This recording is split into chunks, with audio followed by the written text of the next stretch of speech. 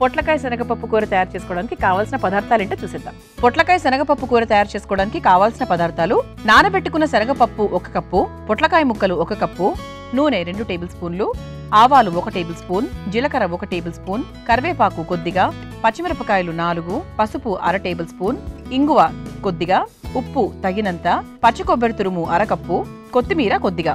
పొట్లకాయ శనగపప్పు కూర తయారు చేసుకోవడానికి కావాల్సిన పదార్థాలన్నీ కూడా రెడీగా ఉన్నాయి.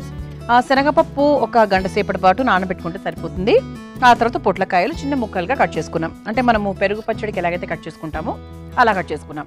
అంతే, ఇక ముందుగా చేసుకునే ప్రాసెస్ అంటూ ఏమీ లేదు. అయితే పొట్లకాయ అనేది చాలా రుచికరమైనటువంటి ఒక చక్కటి కూరగాయ. అది సాధారణంగా ఏంటంటే కొంతమంది ట్యూస్డేస్ వాడరు.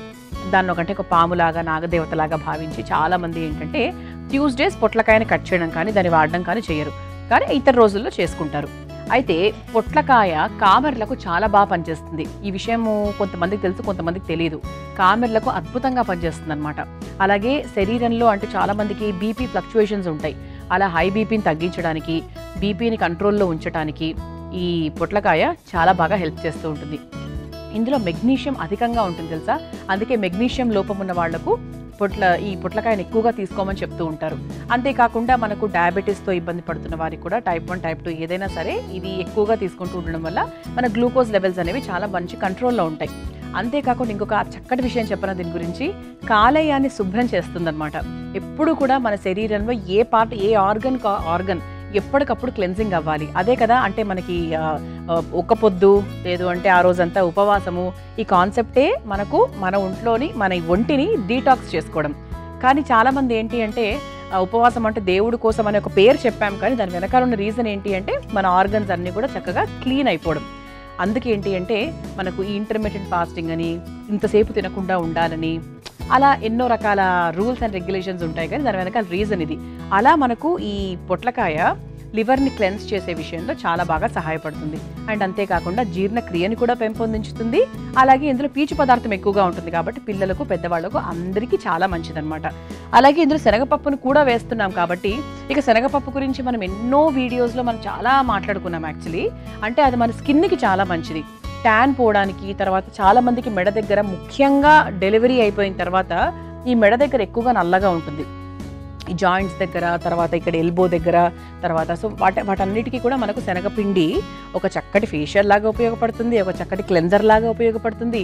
మనకి ట్యాన్ రిమూవ్ చేయడానికి, డెడ్ స్కిన్ని తీసివేయడానికి, మన స్కిన్ని చాలా కాంతివంతంగా చేయడానికి, స్కిన్ విషయంలో మాత్రం చాలా చాలా బాగా సహాయపడుతుంది. అలాగే మంచి ప్రోటీన్ కూడా పిల్లలకు కూడా చాలా మంచిది. మరి ఈ రెండింటి కాంబినేషన్తో ఈరోజు మనం తయారు చేసుకుంటున్నాం కాబట్టి మొదలు పెట్టేద్దాం. మరి ముందుగా స్టవ్ వెలిగించేసుకుందాం.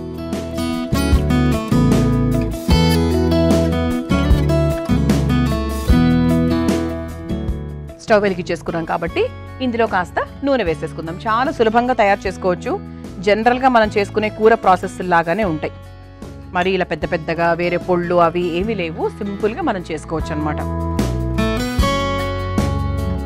నాకు ఎప్పుడు ఒక సందేహంగా ఉంటుంది, ఈ పొట్లకాయలు, తర్వాత సొరకాయలు, ఇవన్నీ కేవలం పాలు పోసి లేదంటే పెరుగు చట్నీలాగా అలాగే చేసుకోవాలా, లేకపోతే ఇంకో దారి ఏమైనా ఉంటుందా అని. ఇప్పుడు బీరకాయ అనుకోండి, ఉల్లిపాయలతో కలిపి చేయొచ్చు, ఉల్లిపాయ టమాటా కలిపి చేయొచ్చు, ఉట్టి ఉల్లిపాయలు అంటే పాలు పోసి బీరకాయ చేయొచ్చు. ఇలా చాలా రకాలు ఉంటాయి. బీరకాయ శనగపప్పు ఇలా బోల్డ్ ఉంటాయి. మరి పొట్లకాయకి ఏమి ఉంటాయి? ఎప్పుడు నాకు కొంచెం క్వశ్చన్ మార్క్ లాగా ఉంటుంది. ఈ కూర ఉంటుంది, తెలియని వాళ్లకు నా అలాగే తెలుసుకోండి. నూనె కూడా వేడైంది కాబట్టి ఇక చక్కగా పోపు సామాగ్రి వేసేసుకుందాము. ముందుగా ఆవాలు,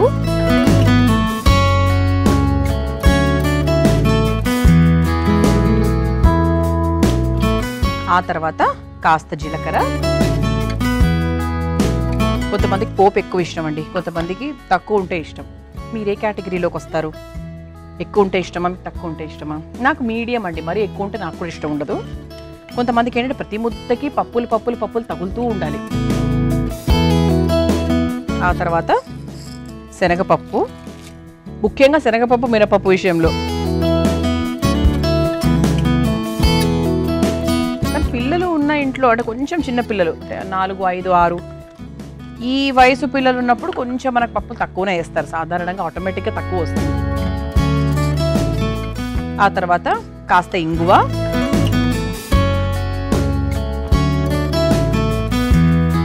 ఆ తర్వాత కొంచెం పసుపు, ఇది ఒకసారి కలిపేసుకుందాం. ఆ తర్వాత పచ్చిమిరపకాయలు కూడా వేసేసుకుందాం.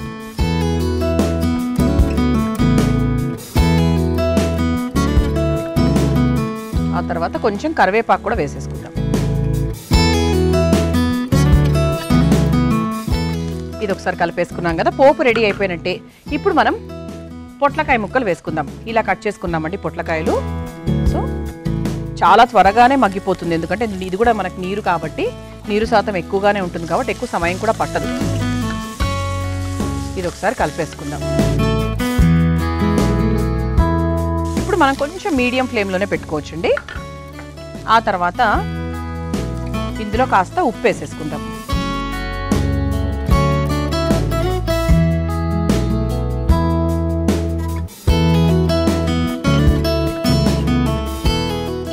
ఇది ఒకసారి చక్కగా కలిపేసుకున్నాం కదా. ఇప్పుడు మనం ఏం చేద్దామంటే పచ్చి కొబ్బరి లాస్ట్లో వేసుకుందాం. ఇప్పుడేం వేసుకోవాల్సిన అవసరం లేదు. ఇప్పుడు మనం ముందుగా నానబెట్టుకున్నటువంటి శనగపప్పు ఏదైతే ఉందో అది వేసుకుందాం. అంటే ఎంతవరకు నానబెట్టుకున్నాము అంటే మొత్తం అయితే మనకి ఇట్లా మెత్తగా ఏం అయిపోదు, ఖచ్చితంగా మనకి దీంతో పాటు ఉడకాలి కాబట్టి చక్కగా ఇలా నీళ్లు తీసేసుకొని నానబెట్టుకున్న శనగపప్పు వేసేసుకుందాం.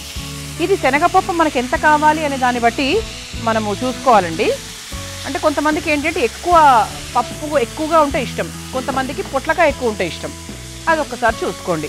నేను ఒక రకంగా చెప్పాలి అంటే ఈక్వల్గానే వేశాను, ఒక పప్పు కొంచెం ఎక్కువ వేశాను. కానీ ఇది బాగా ఉడకాలి, పప్పు కానివ్వండి లేదు అంటే పొట్లకాయ కానివ్వండి చక్కగా ఉడకాలన్నమాట. కొంచెం నీళ్లు పోసేసుకుందాము. ఇది మనం చాలా సాత్వికంగా చేసుకునేటువంటి వంట అండి ఇది. ఎందుకంటే ఇందులో ఎటువంటి మసాలా పొళ్ళు కానీ ఇంతవరకు ఏది వేయట్లేదు కూడా. కేవలం కారము, ఉప్పు, పొట్లకాయలు, శనగపప్పు ఇది మాత్రమే ఉపయోగిస్తున్నాను. చివరిగా కాస్త పచ్చి కొబ్బరి తురుము వేస్తున్నా చక్కటి రుచి కోసం అన్నమాట. ఇది చాలా సాత్వికంగా చేసుకుంటున్నాం కాబట్టి పిల్లలకు పెద్దవాళ్లకు అందరికీ బాగా సూట్ అవుతుంది, ఆరోగ్యానికి కూడా చాలా చాలా మంచిది. మనం చక్కగా శనగపప్పు వేసేసుకున్నాము, అలాగే పొట్లకాయ ముక్కలు కూడా వేసేసుకున్నాము. చూసారా చక్కగా మనకు రంగు కూడా మారింది. ఆహా భలే ఉందండి చూడడానికి మాత్రం. అయితే ఇప్పుడు చివరిగా ఇందులో కాస్త పచ్చి కొబ్బరి తురుము వేసేసుకుందాం. అసలు పచ్చి కొబ్బరి తురుము వేసిన తర్వాత ఎప్పుడెప్పుడు తినాలా అని ఎదురు చూస్తున్నా నేనైతే. ఎందుకంటే నాకు శనగపప్పు అలాగే పచ్చి కొబ్బరి తురుము కాంబినేషన్ చాలా చాలా ఇష్టం. ఇక కొబ్బరి వేసిన తర్వాత ఎక్కువ ఉంచాల్సిన అవసరం లేదు. కొత్తిమీర వేసేసుకొని స్టవ్ ఆఫ్ చేసేసుకోవచ్చు.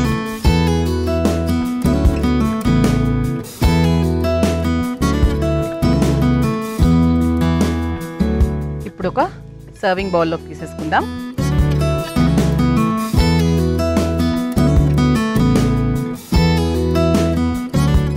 సో దీన్ని మీరు ఇంట్లో తయారు చేసుకునేటప్పుడు కావాలంటే కాస్త ఉల్లిపాయ ముక్కలు అవన్నీ కూడా వేసుకొని చేసుకోవచ్చు.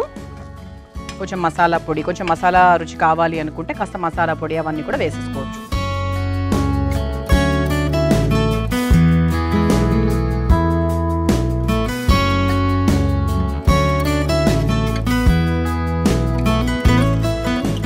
చూసారా ఇలా చక్కగా శనగపప్పు, పొట్లకాయ, కొబ్బరి ఎంత మంచి కాంబినేషన్ అసలు. మీరు తయారు చేసుకోవాలనుకుంటే కావాల్సిన పదార్థాలు తయారు చేసుకునే విధానం మరొకసారి చూసేయండి. పొట్లకాయ శనగపప్పు కూర తయారు చేసుకోవడానికి కావాల్సిన పదార్థాలు: నానబెట్టుకున్న శనగపప్పు 1 కప్పు, పొట్లకాయ ముక్కలు 1 కప్పు, నూనె 2 టేబుల్ స్పూన్లు, ఆవాలు 1 టేబుల్ స్పూన్, జీలకర్ర 1 టేబుల్ స్పూన్, కరివేపాకు కొద్దిగా, పచ్చిమిరపకాయలు 4, పసుపు 1/2 టేబుల్ స్పూన్, ఇంగువ కొద్దిగా, ఉప్పు తగినంత, పచ్చి కొబ్బరి తురుము 1/2 కప్పు, కొత్తిమీర కొద్దిగా. పొట్లకాయ శనగపప్పు కూర తయారు చేసుకునే విధానం: ముందుగా స్టవ్ వెలిగించి పాన్ లో నూనె వేసి వేడైన తర్వాత అందులో ఆవాలు, జీలకర్ర, శనగపప్పు, కాస్త ఇంగువ, పసుపు, తరిగిన పచ్చిమిర్చి, కరివేపాకు, పొట్లకాయ ముక్కలు వేసి వేయించిన తర్వాత అందులో ఉప్పు, నానబెట్టుకున్న శనగపప్పు వేసి కాస్త నీళ్లు పోసి కొద్దిసేపు మగ్గించుకొని చివరిగా పచ్చి కొబ్బరి తురుము, కాస్త కొత్తిమీర వేసి కలిపి ఒక సర్వింగ్ బౌల్లోకి తీసుకుని సర్వ్ చేసుకుంటే పొట్లకాయ శనగపప్పు కూర రెడీ.